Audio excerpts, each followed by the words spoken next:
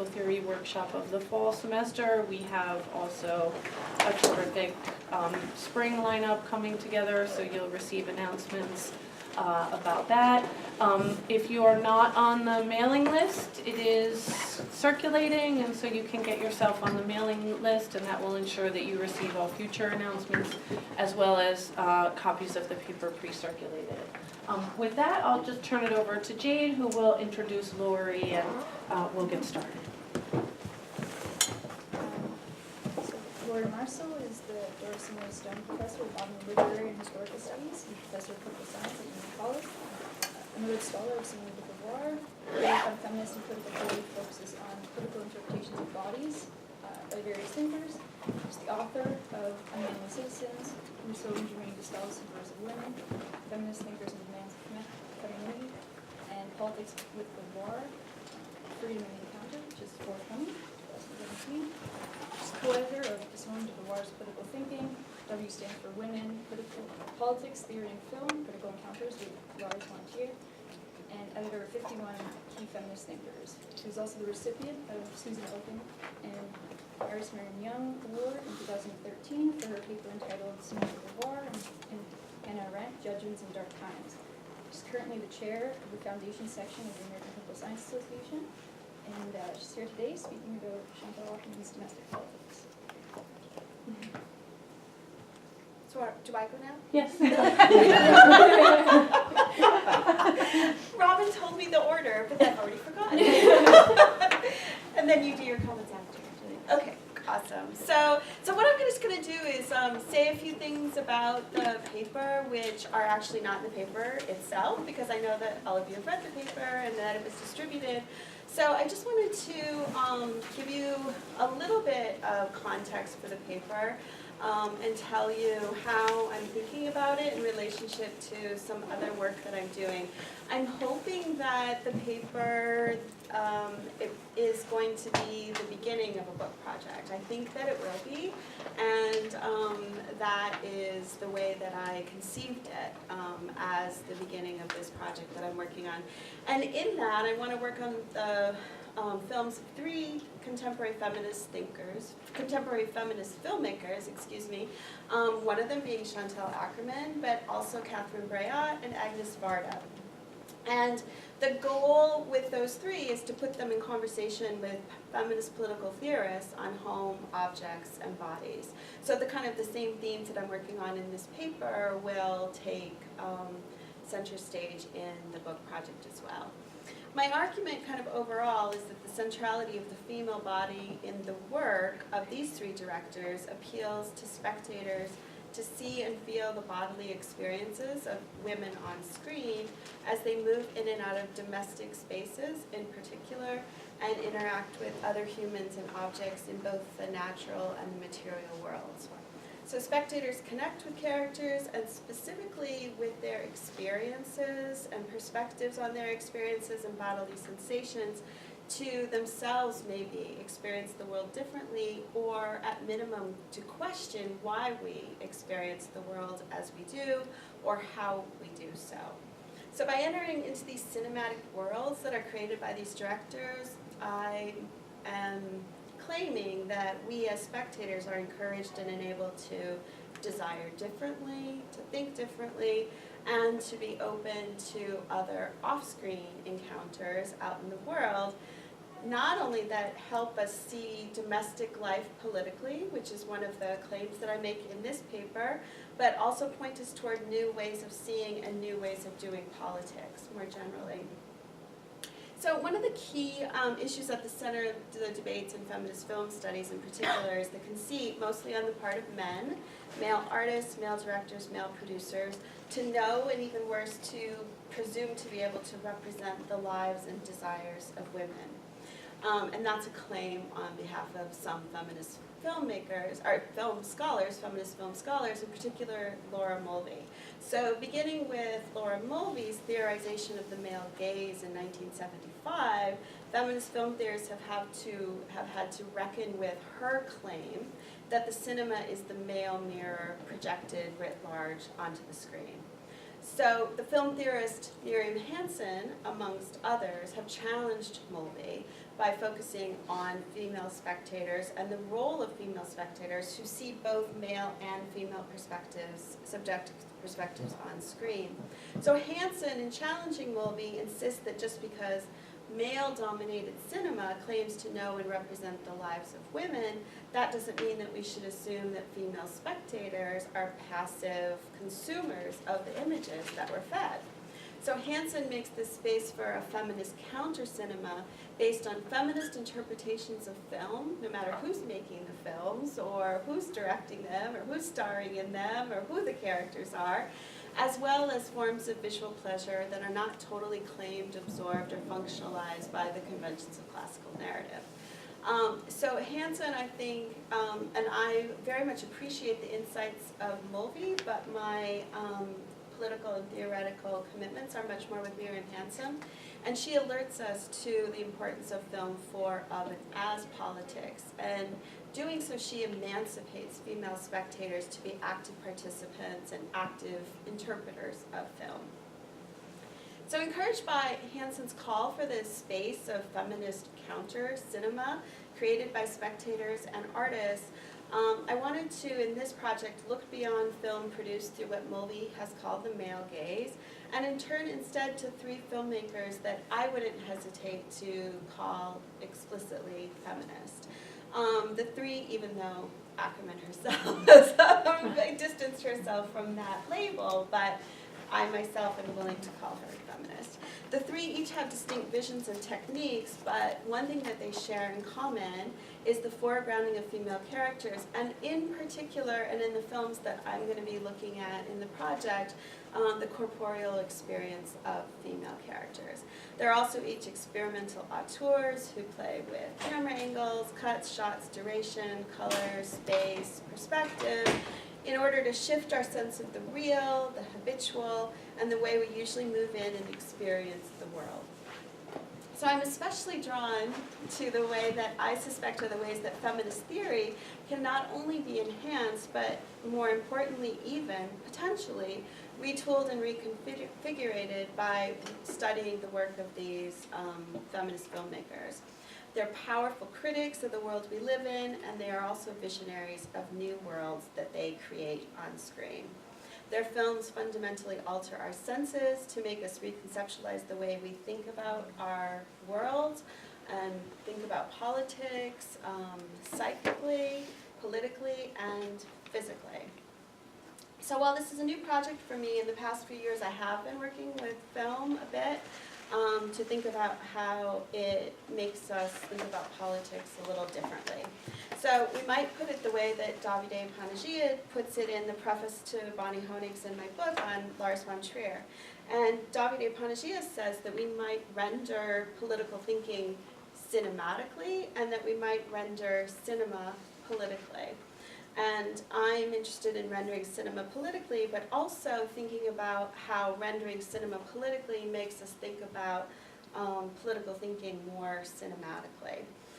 Or we might think with Tom Alsacer, who says that we now tend to treat films as strong texts that create their own conceptual frames of reference.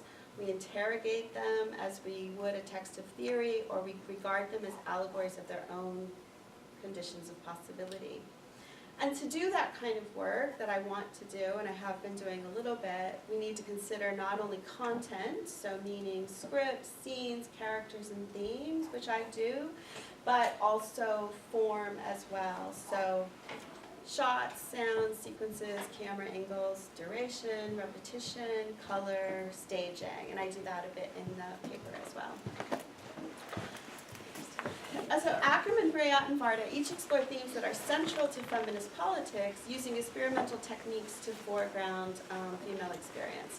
So employing their kind of cinematic toolkits, as I'm thinking about it, they show us the movements of bodies and spaces, intimate interactions between people and objects, which I particularly focus on in this paper. They capture the workings of identities and their disassociations and ruptures. They render the familiar strange and make us consider what is strange and its many different intensities, modalities, and registers. So spectators are made to face exceedingly difficult, sometimes frighteningly intense or painful, close, like shockingly close, like everything seems too close, but also maybe distant or vaguely remembered. It's like something that you push into the background, but when you see the scene, it's like you kind of know it or feel it or somehow feel that it's resonant with you. Those are scenes of, in these filmmakers' work, bodily humiliation, joy, suffering, ecstasy, loss, disjuncture. So kind of extreme emotions. And of course, Akerman does this. If any of you have seen some of Akerman's films, she does it in a kind of a cold and stark way. And yet the feelings that are maybe released or encouraged, or the affect that comes from that kind of distance is one of extreme discomfort, usually. Or, I don't want to speak for everybody, but it can be. So when we take bodies and feelings seriously as sites of political mobilization and contestation, we're forced, I think, to acknowledge the messiness of lives as we live them, rather than as we sometimes like to theorize them. Because they register hopes, dreams, fantasies, and fears, I've come to think that cinematic practice and spectatorial experience might be able to open up a space where we can probe the deeply conflictual and confusing ways that we come to be, or that we refuse to be, political actors with others in collectivities. So that's how I'm trying to kind of make the political link as well. And as usual, Simone de Beauvoir is a real touchstone for me, and I take some guidance from her work on aesthetics and aesthetic practice. And she says of aesthetics and art, in particular, literature for her, because that was the work that she did. She was a novelist, and she always saw herself as a novelist more than a philosopher. So she says that art, that it's actually superior to philosophy or theory in its work even as a political medium, which is a really strong claim. But she says that because art conforms more directly to life. So saying that art conforms to and expresses life, she valorizes art as a medium that enables us to see and to do politics.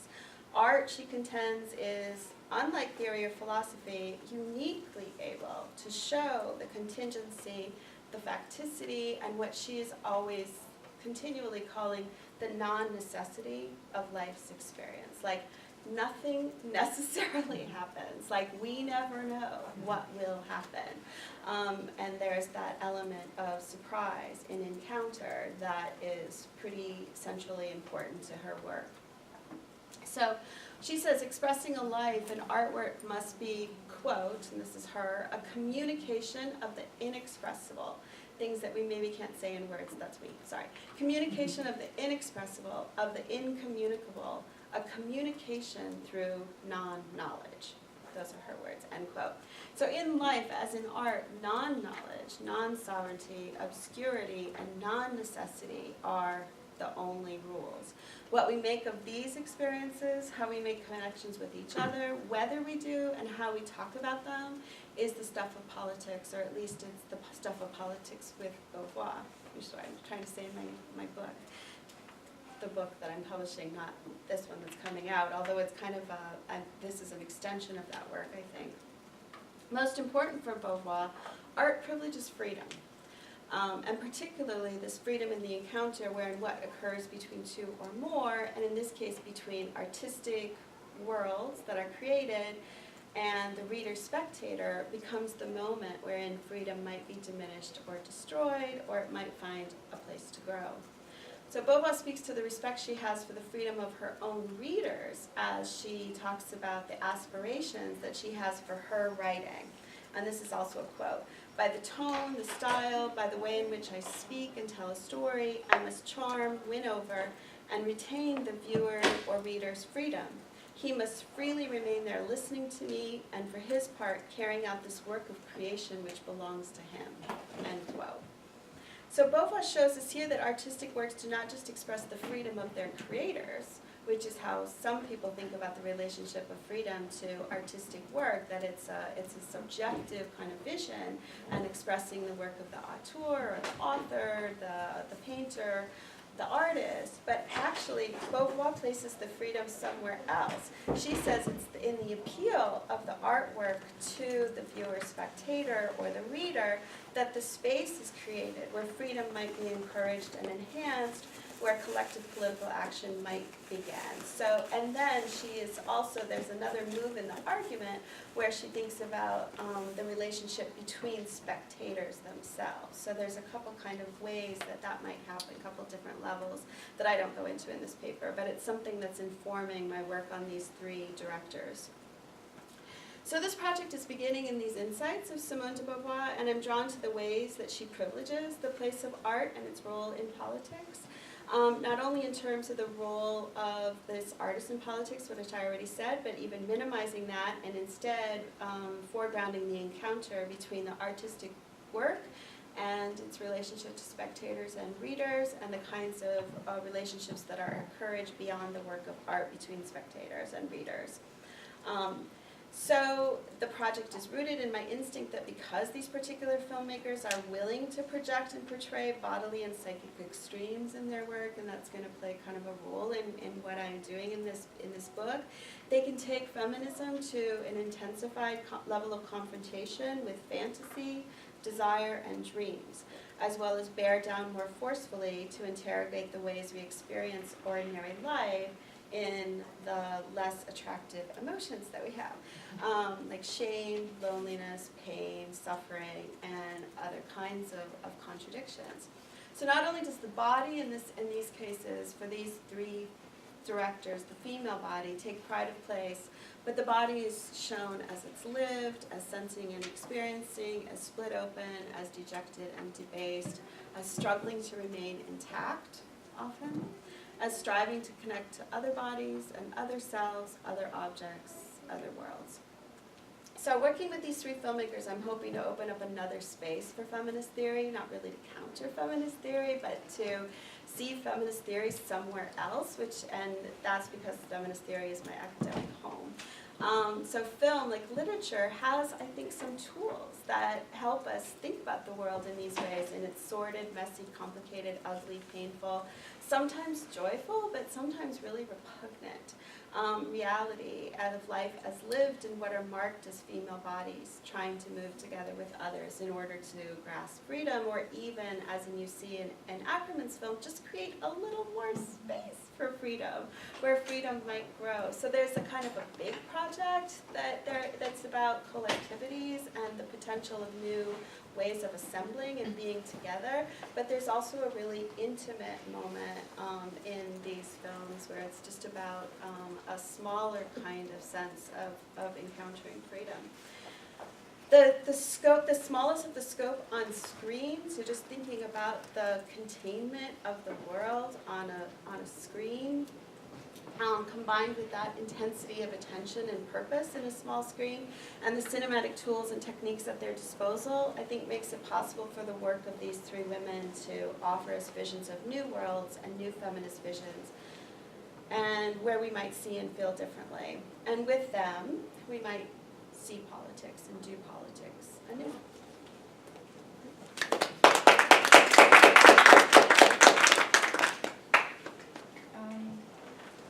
Just have sort of one comment and then a thought, and then a few questions. First, I just wanted to say one aspect of the paper I really appreciate is the dialogue you created between Bennett and Beauvoir, and using Bennett to sort of interrogate Beauvoir, but also using Beauvoir to form a feminist reading of Kenneth's Enchantment or Vibrant Matter, which I thought provided really insightful and nuanced analysis and a valuable framework through which we might re-theorize domestic politics. So using Bennett's notion of enchantment to conceptualize the relationship to objects and the notion of vibrant matter to recognize the ontological diversity of atoms, draw the centrality of agentic objects in Akerman's films and the ways in which objects both resist and constitute human desire and agency.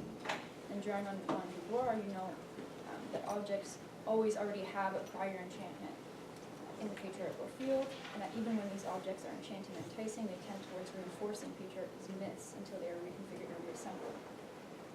you suggest in Akerman's films that women's interactions with objects never seem to succeed in fully undoing these patriarchal meanings and attachments. And objects in the film evade women's control and defy female authority.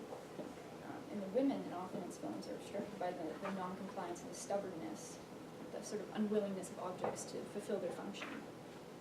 Jean Beauvoir, you argue that the sort of central feminist implication of the fact that objects specifically defy women's control is that women cannot fully or sort of simply inhabit the role of patriarchal master or attain the status of a transcendent subject that is gendered male under patriarchy. You note that Bennett might argue that patriarchy might not be as omnipotent or solid as you want to argue is depicted in Akerman's films. But that objects and bodies, these sort of non-human agencies, sometimes thwart and escape human control structure. So my thought here was that maybe drawing on Bennett here, could we understand Akerman to be depicting also the ways in which women, perhaps in minute ways, evade the full capture of patriarchy and its inscriptions? That is, might Akerman's depiction also symbolize the ways in which feminine subjectivity, the actual embodied being, the interactions, relationships with objects, the reality of existence, always in some sense evades or escapes and overflows this idealized feminine role that's inscribed by the patriarchal order, so that power is never totalizing and that the idealized feminine subjectivity never actually fulfilled. So not only do sort of these agentic objects defy women's control, but also that the failure, so to speak, of women in Akerman's films to sort of fully inhabit the patriarchal idealization of the feminine role. So when the housework gets out of hand and chaos ensues, might that be understood as a depiction of the ways in which female subjectivity always to some extent contests or evades patriarchal inscription? It seems that one of the really brilliant aspects of Akerman's films is her ability to depict the sort of strained and contentious relationship between the social reality of everyday life in domestic crisis and this sort of idealized feminine figure. So my thought was that through both Bennett and Beauvoir, we can see these depictions as both the inability of women to inhabit the role of the patriarchal master, but also the inability of patriarchy to fully engulf feminine agency, even if it's not an intentional or directed resistance, or even, as you suggest, the sort of reassembling of self in space. So that was just sort of my general thought. I have a few sort of long-winded questions. So Akerman's films sort of offer a critique of women's everyday experiences of domestic oppression, and as well as the systems of representation in art and language, interrogating the symbolic meaning of film conventions and the way in which they normally structure narrative, time, space, and sound. She doesn't just offer sort of a simple portrayal of domestic oppression, but seeks to challenge and subvert the assumptions of narratives and meaning. You argue that her depiction of domestic spaces and her sort of representations of the relationships and interactions between women and objects often evoke this discomfort in rendering the familiar strange, and that this strangeness creates space for viewers to make meanings for themselves. In the process, these depictions and these strange dynamics that are now rendered visible might offer ways of reconceptualizing how we transform, reconfigure domestic spaces, and also reassemble selves, alter our notions of how we exercise agency and experience freedom.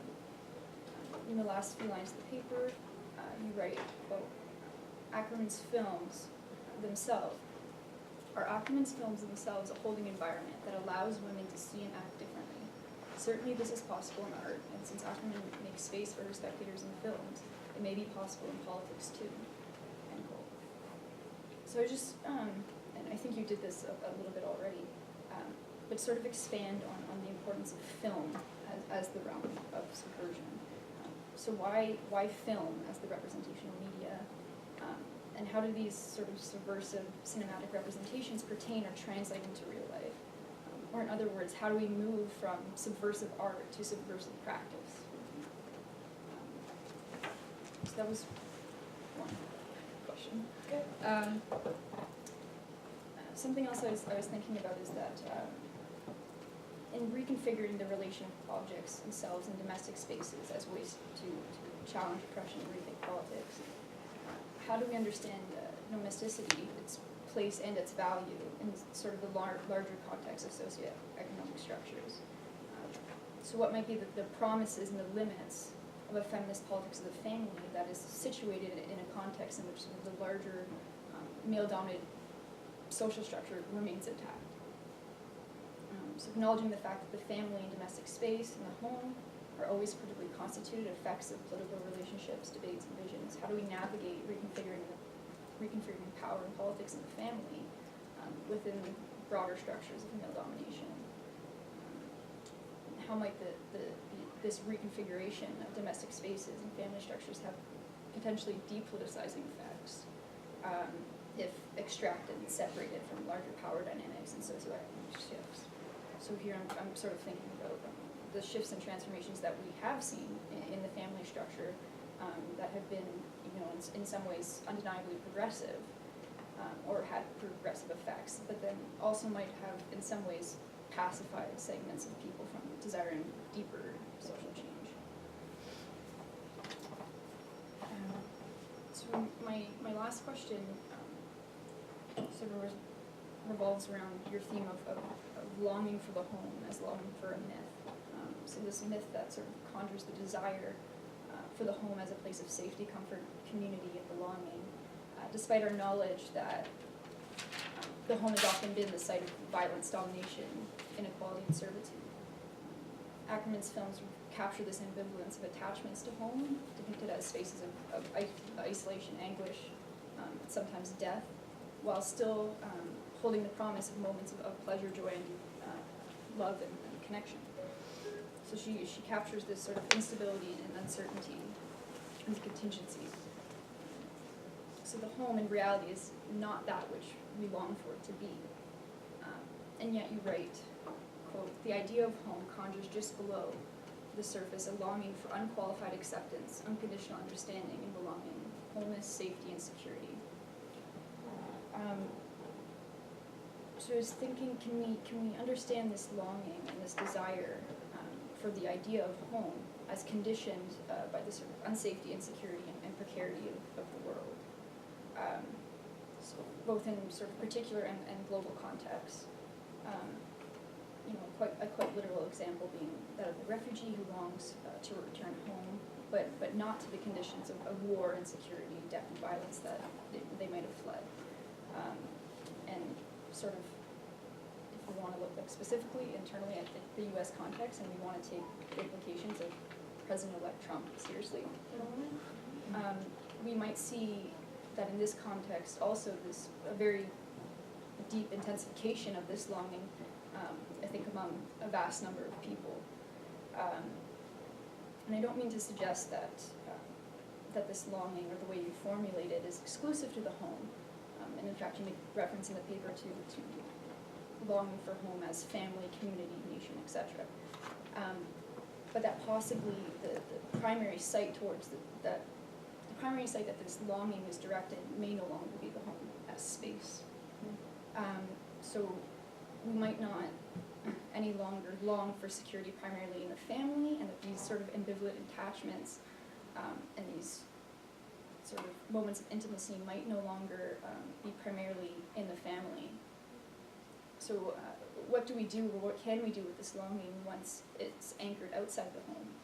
And might we see this longing for that which is not reality as longing for another world, or a deep and persistent hope that a new social context is possible, or more dramatically, that a new world is possible? It was just sort of Excellent.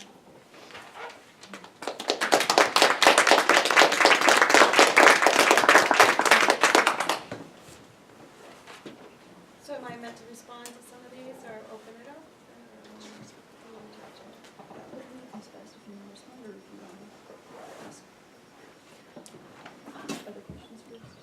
I can just say a couple things, because your questions are really excellent, and they really, they press on me, I think especially like your question number 2 and number 3, like how to understand domesticity and think about the depoliticizing effects that could occur when we isolate our concerns just to the domestic space is linked to your question number 3 about this larger context that may be displacing this longing from the family to a different kind of political context.